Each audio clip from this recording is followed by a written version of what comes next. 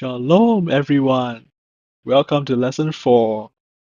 In this lesson, we're going to take a look at singular forms of nouns. And we're going to take a look at introduction to verbs, the Qal perfect conjugation system for singular forms of words, and objects in Biblical Hebrew. First, let's take a look at masculine and feminine singular nouns. Unlike grammatical words, like the article, prepositions, and conjunctions, nouns are lexical words. That is, nouns have semantic content. They refer to an entity in the external world. So a book refers to a concrete object. Nouns in many languages are inflected from grammatical category gender. Biblical Hebrew is such a language. Nouns as well as adjectives, pronouns, and verbs in Biblical Hebrew are marked as either masculine or feminine. Though the natural gender of animate objects often correspond to the grammatical gender, for instance, ish, man, is masculine, and isha, woman, is feminine, grammatical gender is essentially a syntactic agreement property of language. So in Biblical Hebrew, masculine nouns do not have an overt gender inflection. For instance, the word brother is presented as ah, and the word young man is presented as na'ah in Hebrew. In contrast, most feminine nouns are overtly reflected for gender in this form, with a caveat hey. So let's take a look at some examples. For the word ground in Hebrew is adama. Adama. For the word cattle in Hebrew is behema. Behema. For the word teaching in Hebrew is Torah. Torah. Some feminine nouns add in tav. For instance, the word covenant is berit. Berit. The word kingdom in Hebrew is malchut. Malchut. The word sin in Hebrew is ha ta. Ha ta. Nouns referring to paired body parts are feminine but do not have an overt grammatical gender inflection. For instance, the word hand is yad. Yad. The word eye is ayin. Ayin. And the word foot in Hebrew is regel. Regel. Some nouns like mother, aim, or body parts are grammatically feminine even though they do not have a morphological feminine gender marking as marked by the caveats hey. Therefore, each noun's gender should be learned with its meaning. So, in this lesson number 4, we're just gonna take a look at the singular forms of the masculine and feminine words. For example, Sus is a masculine stallion, masculine horse meaning stallion, and Susa is a feminine form meaning mare. Introduction to verbs. Like most words in Biblical Hebrew, words can be derived from a triconsonantal root. A triconsonantal verb root is modified by affixes, meaning with prefixes, suffixes, or infixes, and or vowel patterns to indicate beyond conjugation and person, gender, and number. This information is called verbs parsing. Binyan or plural binyamin, meaning building, indicates the valency of a verb's action, whether it's active, passive, reflexive, or causative. Each binyan has a pattern of affixes and vowels. For instance, for the simple action, for the simple active binyan called Qal, meaning light, is characterized by a Kamet's patah vowel pattern in the perfect conjugation. Pakat, meaning he attended. So there's a ah sound. The Qal binyan is introduced in this lesson. The other six primary binyamin will be introduced in subsequent lessons. Conjugation in Biblical Hebrew determines the aspect or view of a verb's action. The perfect conjugation views an event as a whole. The imperfect conjugation views events as in progress. The conjugations do not signify tense like in English. However, the perfect is predominantly used to describe past time events, whereas imperfect is predominantly used to describe non-past time events, such as the present or the future. So let's take a look at inflectional affixes to mark a verb's agreement features. For person, we can denote it as a first person, second person, or third person. For gender, we can denote it as masculine, feminine, or common. And for number, we use singular or plural. All of the conjugations except the participle are based on two morphological patterns. The suffix pattern, which uses inflectional suffixes, meaning is added at the back of a word. So in Hebrew, we read from right to left. So these two characters, T is added back at the back of this word. Pakat, T, meaning I attended. And for this prefix pattern, it uses primarily prefixes such as this yod, this hearing yod in front. Yi code.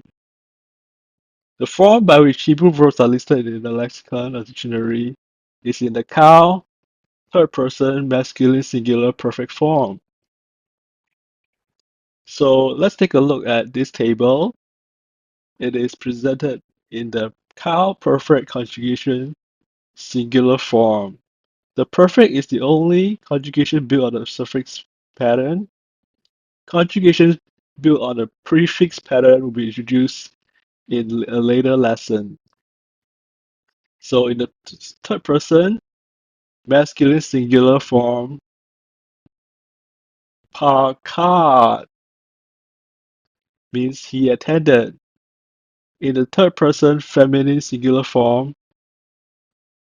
this character is added to the back of the root word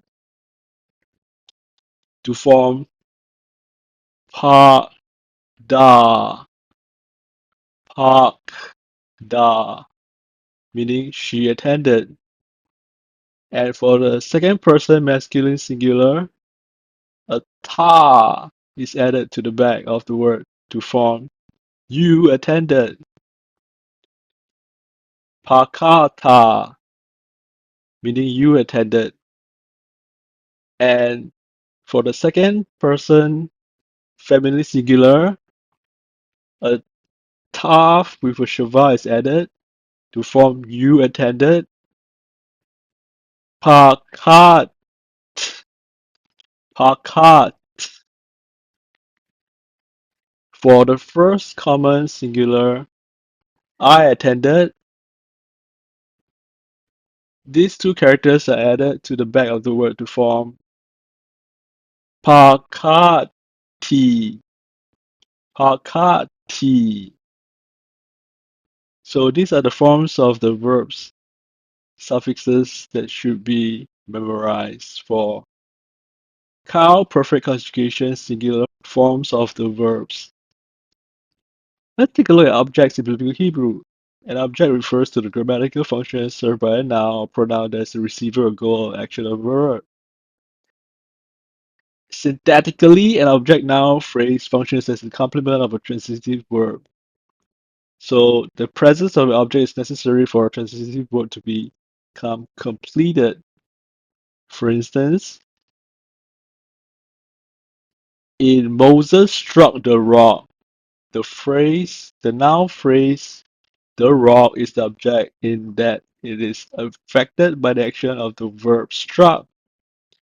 The noun phrase, the rock, is also the complement that without it, the clause Moses struck will become ungrammatical, which means that the transitive verb will not be completed.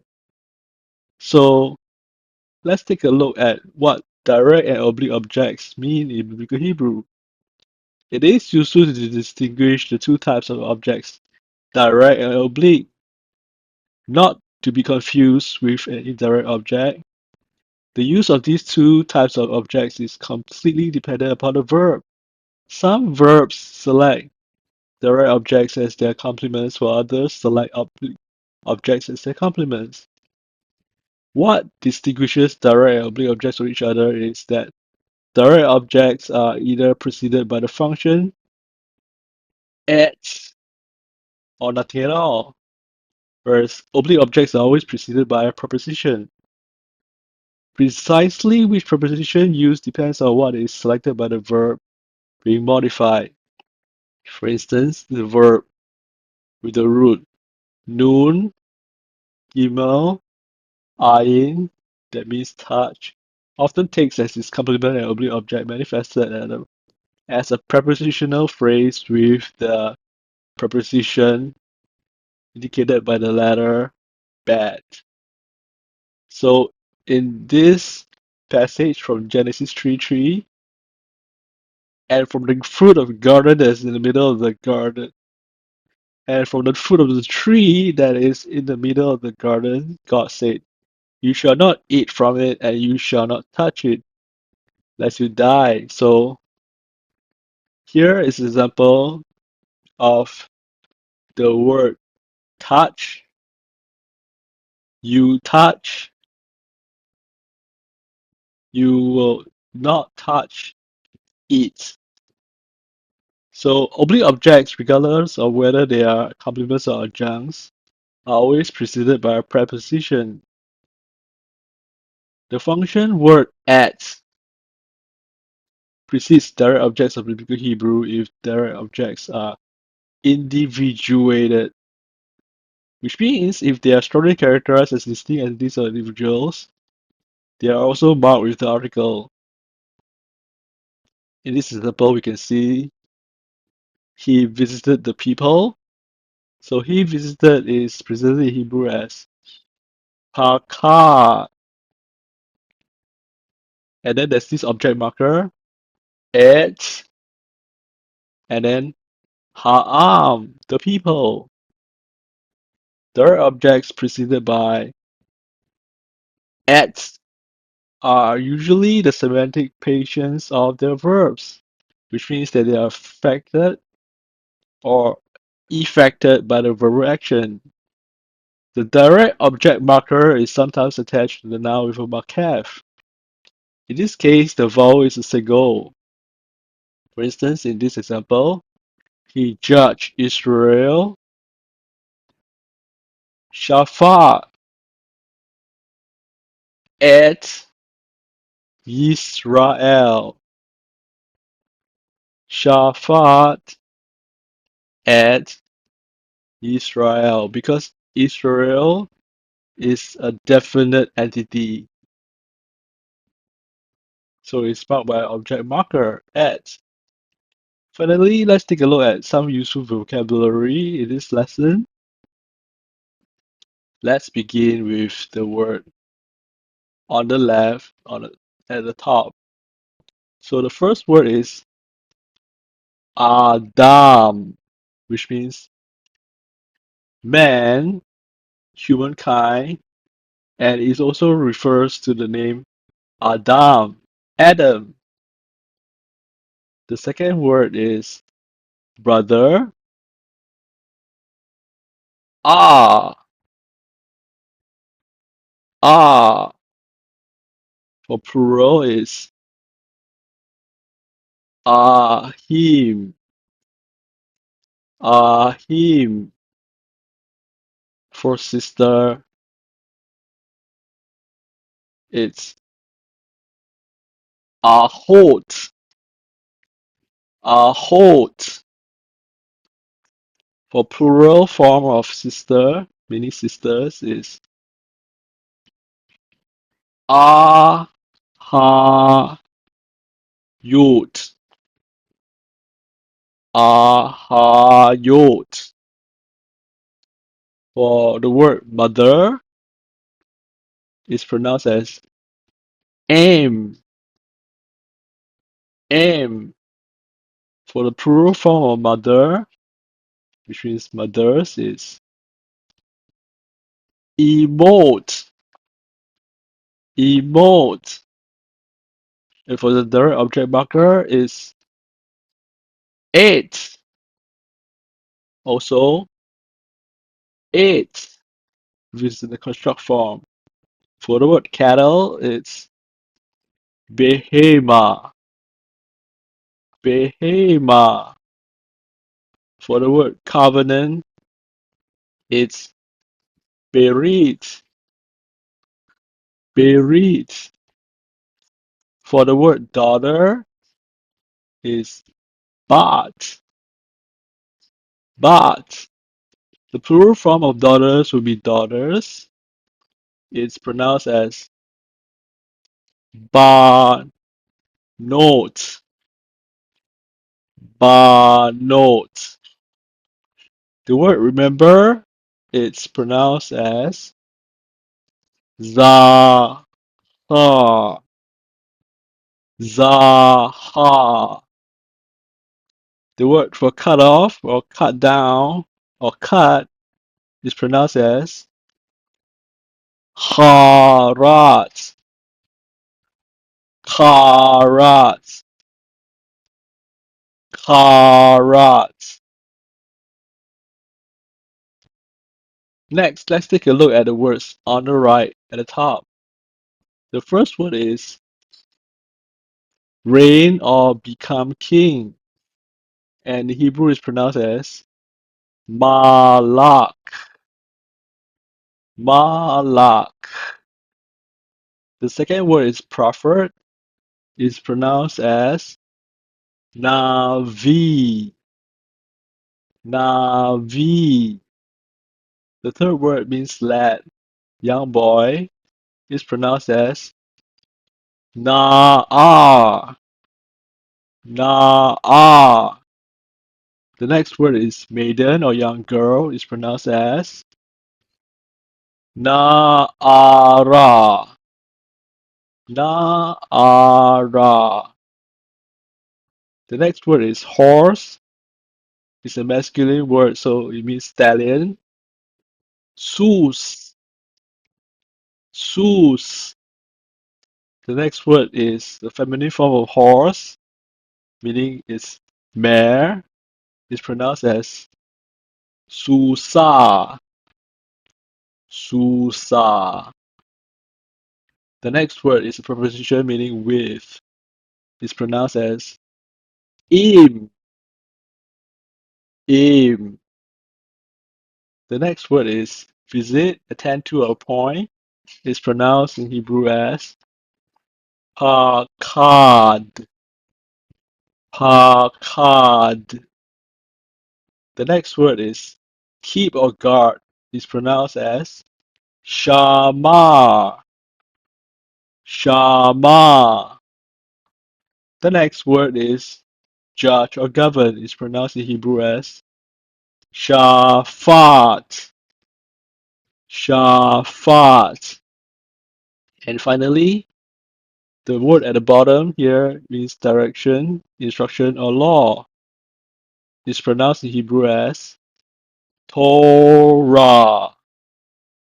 Torah. Shalom and thank you for watching this. May you be blessed by the learning of God's language. Thank you.